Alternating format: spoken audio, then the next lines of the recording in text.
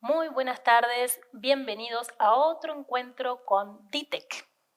Muy buenas tardes a todos, les damos la bienvenida y los invitamos a ver brevemente un video introductorio haciendo un repasito y ya después sí, nos metemos de lleno con el primer entrevistado. Adelante. ¿Qué es DITEC? DITEC es personas con discapacidad, personas mayores, comunidad. EPOF, enfermedades poco frecuentes, oncología y derechos humanos. Unidos por la equidad.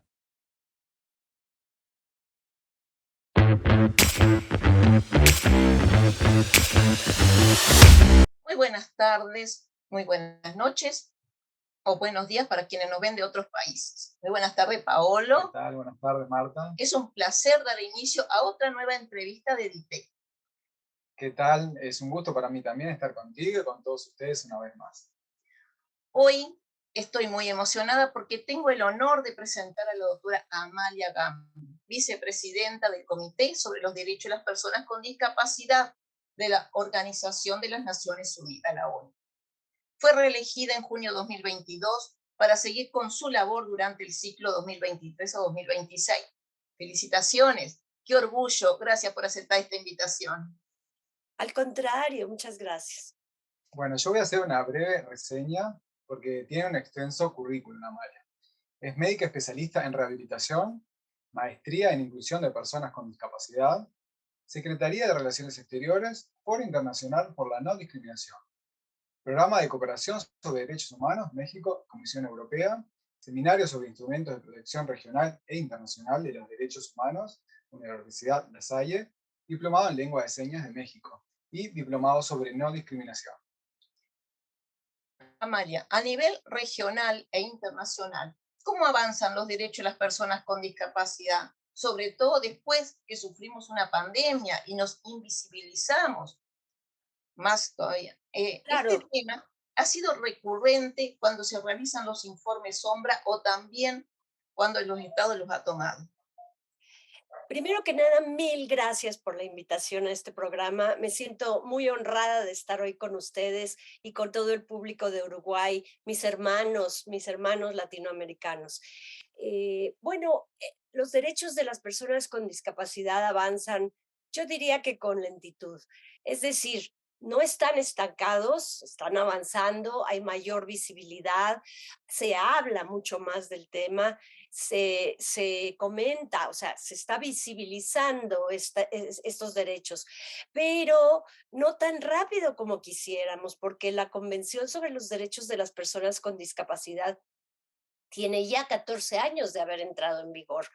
Entonces esperaríamos, dado que al inicio 84 países firmaron el primer día y la ratificación actualmente está a punto de ser universal, pensaríamos que ha avanzado mucho más. Hay temas todavía difíciles, no parece ser muy claro para algunos países. Por ejemplo, el artículo 12, que es igualdad ante la ley, ha costado mucho trabajo que se entienda, y que va muy unido al artículo 19, que es el derecho de las personas con discapacidad a una vida independiente en la comunidad. Estas son situaciones que no se han entendido lo suficiente. Y efectivamente, como bien dices, la pandemia hizo, por un lado, fue por supuesto terrible por la tasa de muertes, de contagios, pero por otro lado nos hizo visibilizar qué estaba pasando y que no se estaba aplicando la convención de una manera adecuada. Esto, siendo una situación negativa, nos deja digamos, la experiencia positiva de saber en dónde tenemos que incidir con mayor fuerza. Por ejemplo, la información que se dio a las personas con discapacidad no fue por los medios accesibles, adecuados. El uso del cubrebocas fue una barrera para las personas con discapacidad auditiva que utilizan la lengua de señas, porque no solo son las manos las que se emplean en la lengua de señas, es un lenguaje corporal que a veces implica también los gestos de la cara y muchas veces las personas sordas leen los labios, así que fue un gran impedimento y desde un principio, si se les hubiese preguntado, tendría que haber habido eh, cubrebocas transparentes.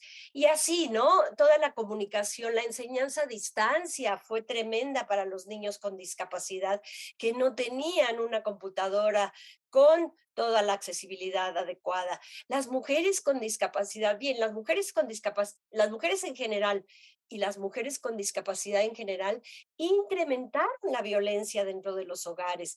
Es decir, si ya tenían un agresor en su casa, el hecho de que salieran ambos a trabajar, bueno, disminuía el tiempo y los momentos en los que podía ser agresivo. Pero claro, al estar todo el día con esa persona y al estar la tensión de la pandemia incrementando las malas vibras, por decirlo así, se incrementó la violencia contra las mujeres y más contra las mujeres con discapacidad, quienes muchas veces no podían comunicar, estaban viviendo una situación de violencia. Así que dentro de todo lo malo que nos dejó la pandemia, pudimos darnos cuenta de en dónde teníamos que incidir con mayor intensidad. Doctora, ¿cómo se está trabajando en América Latina respecto a discriminación y discapacidad? En la última revisión que se le hizo a Uruguay, en el informe alternativo, este tema estuvo presente. Claro, este tema está presente porque al parecer no acabamos de entender bien lo que es la discriminación.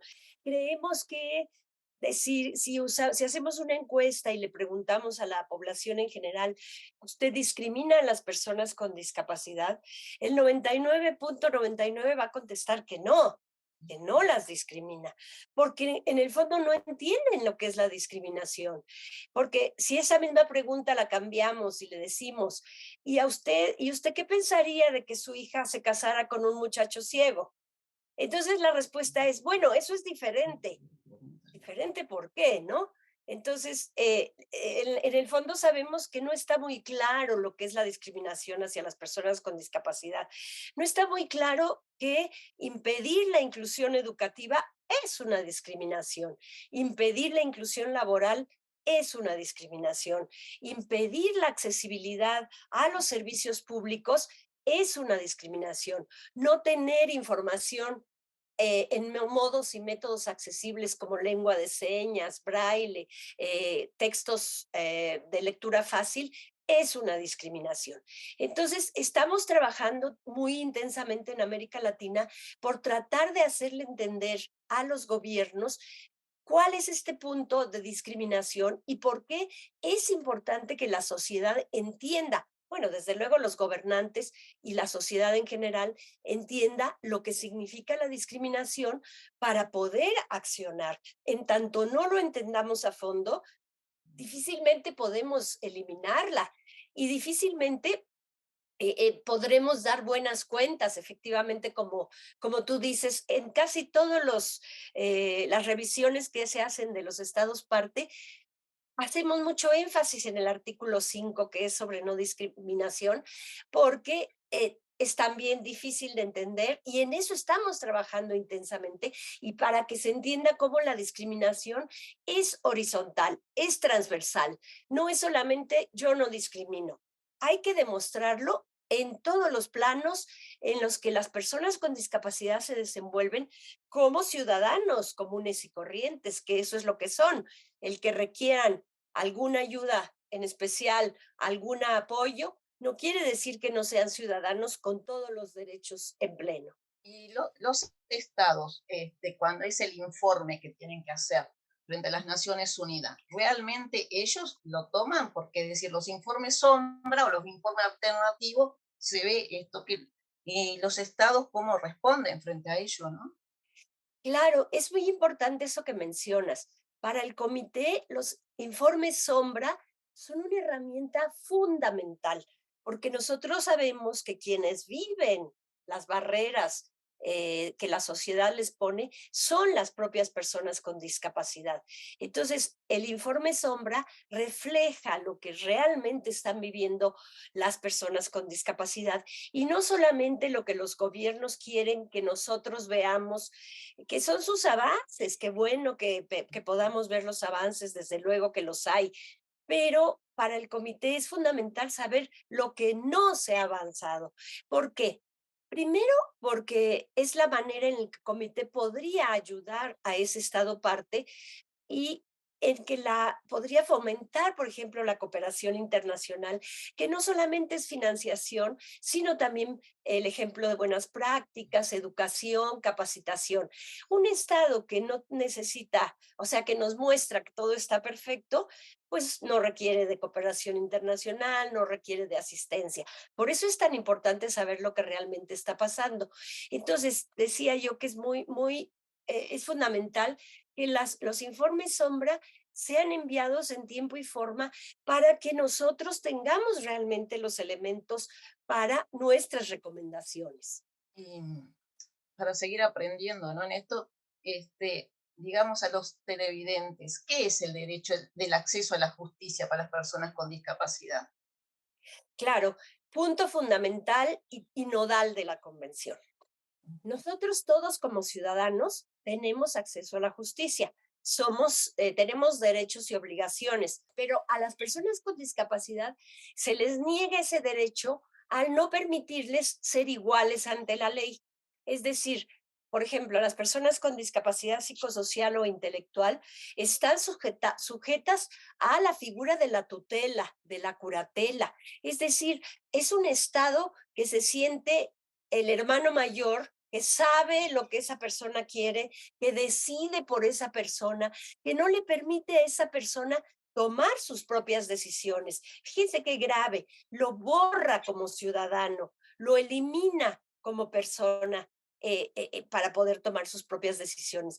Entonces, por eso es tan importante y por eso el reconocimiento de la igualdad ante la ley es el prerequisito para que una persona primero tenga acceso a la justicia.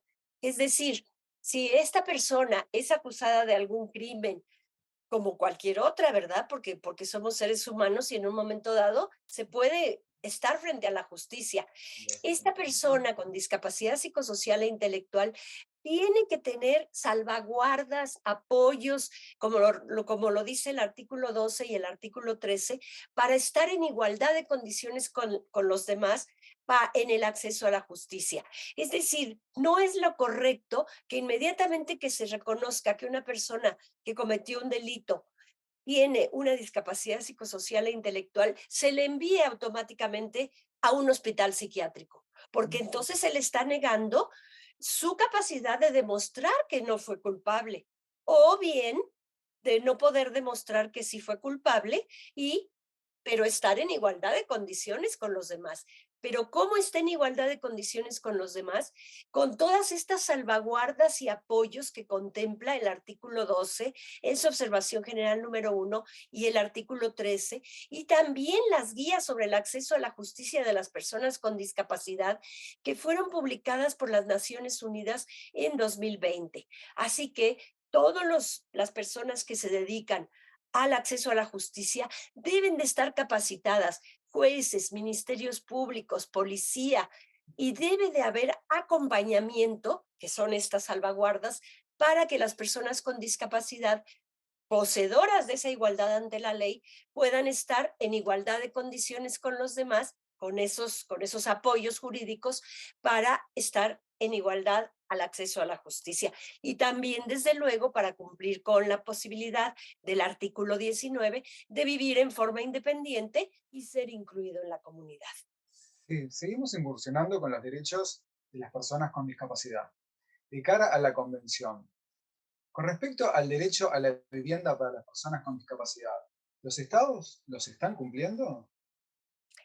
Bueno, como decía yo en un principio, avanzamos de manera lenta. Hay algunos estados que están haciendo su mejor esfuerzo por lograr viviendas dignas para las personas con discapacidad. Hay cierta confusión porque muchas veces se hacen viviendas accesibles en una zona, Y eso sería, de nuevo, segregar a las personas con discapacidad, ¿no? Porque entonces estaríamos construyendo lo que se llamarían guetos, en donde todas las personas con discapacidad, por tener viviendas accesibles en esa zona, tendrían que vivir todas juntas. Eso no es lo correcto. Lo correcto es que haya un porcentaje de todas las viviendas que se construyen que tengan accesibilidad y que sean ofrecidas a las personas con discapacidad, que los créditos para la obtención de viviendas, además accesibles, sean ofrecidos a las personas con discapacidad en, claro, con facilidades, con todos los requisitos que requieren estos financiamientos, pero sobre todo que se les informe que existen estas viviendas accesibles.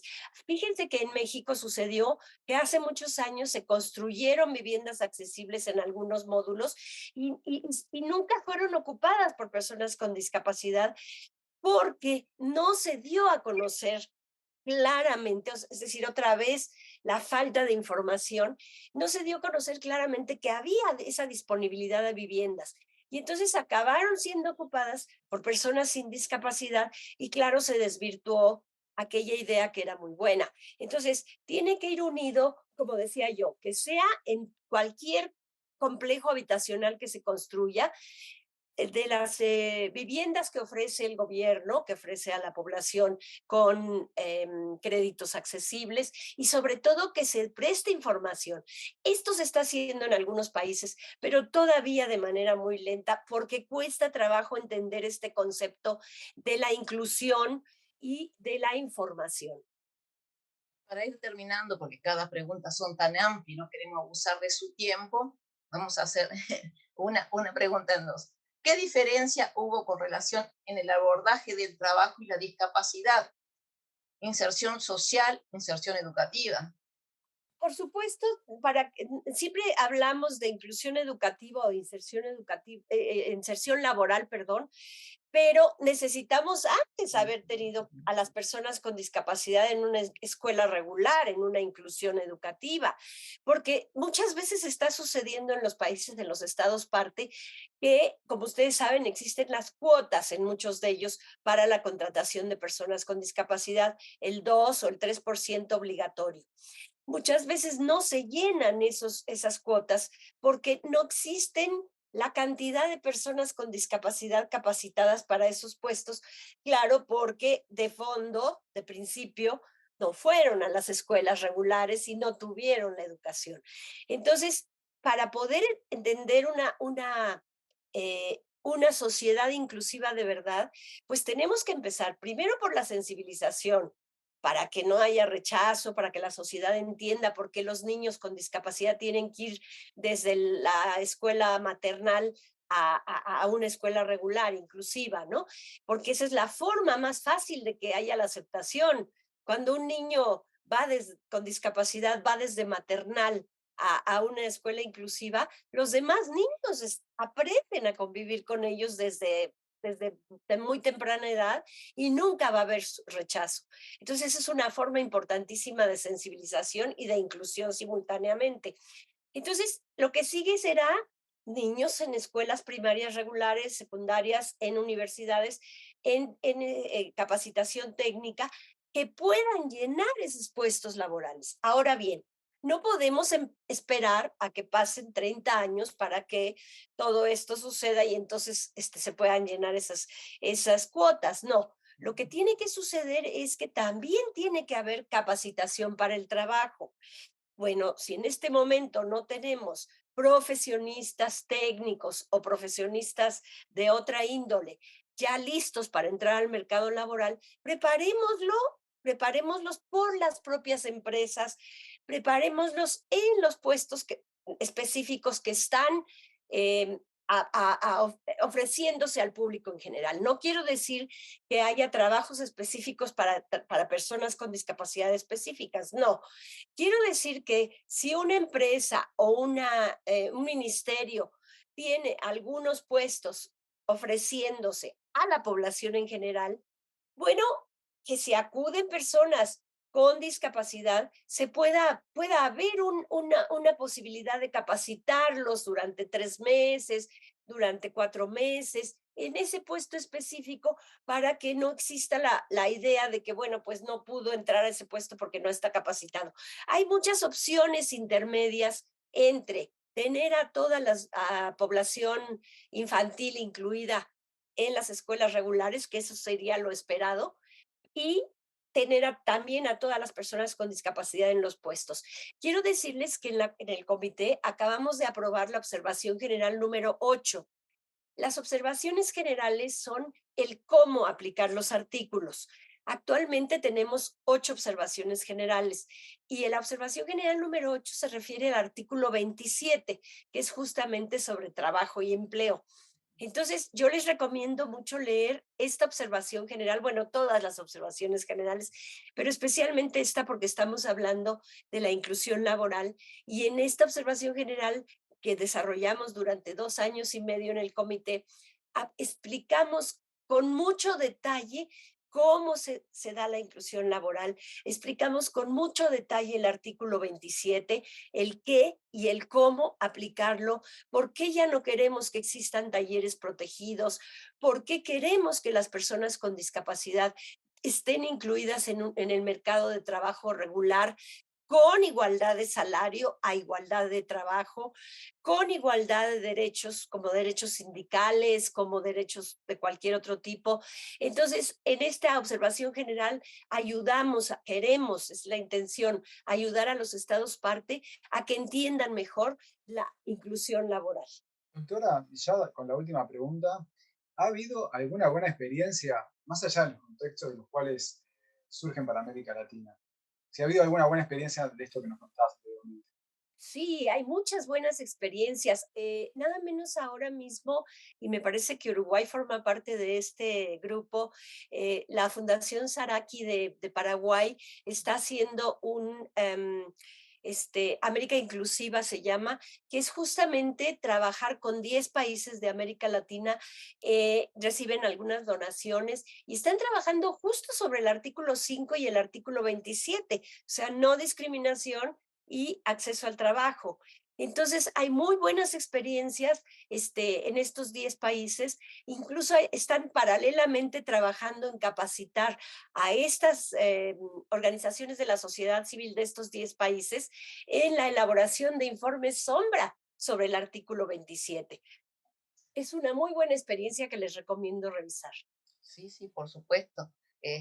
No estábamos al tanto de justamente que hubiera desde Uruguay una asociación trabajando en eso. Lo vamos a rever y vamos a buscar justamente porque nosotros hace mucho que estamos trabajando por incluir, y bueno, en Uruguay uno de los temas que tenemos es que para las personas con discapacidad, tanto en el ámbito público como en el ámbito privado, en el ámbito público tenemos la ley 18651, que no se cubren los puestos de trabajo, es decir, tenemos un 4%, pero cuando llega el fin de año que tenemos que revisar, nunca se llegó al 4% hasta el día de hoy. Y en el ámbito privado tenemos recién la ley, bueno, que este año, ahora dentro de unos días, cumplimos 4 años, la 19691, y no, estamos lejísimos de llegar a un 4%, que es lo que nos corresponde. Así que Pero yo quiero decirles que Uruguay tiene una sociedad civil muy, muy empoderada y muy combativa. Están haciendo cosas muy interesantes, yo he estado muy cercana con ellos y he visto, porque además desde la elaboración de la convención, todo se ha hecho gracias a la presión de la sociedad civil de personas con discapacidad. Entonces, esa fuerza es importantísima, debemos aprovecharla y Uruguay tiene una de las organizaciones de la sociedad civil más fuertes y más empoderadas de América Latina. sí, sí, nosotros hacemos informe sombra, nosotros estamos siempre tratando de tratar de incidir modestamente dentro de lo que nosotros son nuestras limitaciones, así que sí, claro, la verdad que esto ha sido muy enriquecedor. Realmente ha sido un placer conocerla y bueno, gracias por tanta generosidad. eh, No, eh, no, Al contrario, gracias a ustedes. Para mí siempre es un honor tener la oportunidad de dialogar con mis hermanos latinoamericanos. Esa es la razón de que yo esté en el comité, no hay otra razón. El poder ser un puente entre la sociedad civil, entre las organizaciones de personas con discapacidad y el comité. Así que siempre, siempre estaré a sus órdenes. Ay, divina. Muchas gracias, mil gracias. Será hasta la próxima, que el año que viene la volvemos a convocar. Por supuesto, con mucho gusto estaré con ustedes siempre. Muchas gracias, Amalia. Ha sido un placer conocerla por este medio. Y bueno, Marta, Se nos fue el se nos fue el tiempo tiempo y nos quedaron muchas preguntas. Cuando nos gusten, encontramos breve. nos ponemos de acuerdo y hacemos otra. Yo siempre, siempre, siempre estoy a disposición. A veces se me cruzan las cosas como me pasó la semana pasada, pero nunca diré que no perdón, siempre estaré con ustedes, así que cuando quieran, es un honor. Mil gracias. Muchas gracias. Mil gracias. Que estén muy bien. Otro encuentro con muchas inquietudes que surgen del público, los cuales invitamos a participar con nosotros y a convocarnos y a consultar a través de nuestras redes de contacto, a través de nuestro Instagram, DITEC-UI, Facebook, @DITEC Uruguay, Twitter, Asociación DITEC, y a través del correo ditecuruguay2002@gmail.com. Así es, Karen, nos vamos, pero sin antes dejarlos con una canción, otra nueva interpretación de Miguel, que nos va a dejar para el cierre y los invitamos para nuestro próximo encuentro.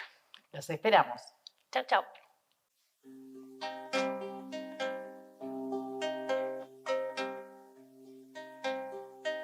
Salgo a caminar por la cintura cósmica del sur. Piso en la región más vegetal del viento y de la luz. Siento al caminar toda la piel de América en mi piel, y anda en mi sangre un río que libere mi voz.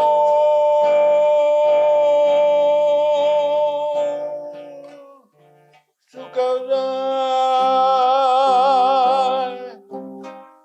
sol de Alto Perú, rostro Bolivia, estaño y soledad. Un verde Brasil, besa mi Chile con